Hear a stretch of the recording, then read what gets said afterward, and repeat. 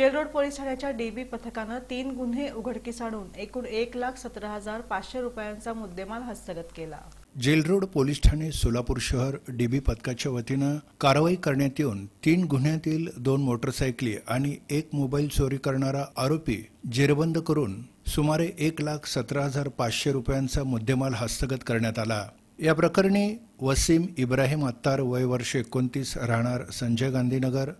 आसरिया मस्जिदजवळ 2 number झोपडपट्टी Vijapur road तसंच आकाश सिद्धराम लिंबोळे वय वर्ष 28 घर नंबर 126/9 गुल्लापल्ली झोपडपट्टी रविवार पेठ सोलापूर या 2 आरोपींना जेरबंद करण्यात आलंय। ही कारवाई पोलीस आयुक्त राजेंद्र माने, पोलीस उपायुक्त विजय कबाडे, सहाय्यक पोलीस आयुक्त अशोक तोरडमल, वरिष्ठ पोलीस निरीक्षक मोगल यांच्या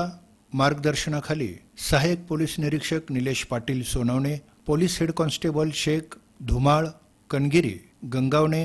माने, पोलीस नाईक बाबर बागलकोटे, पोलीस शिपाई देकाने वायदंडे सिनारे इंगळे येसलवाड गायकवाड आदींनी पार पाडले।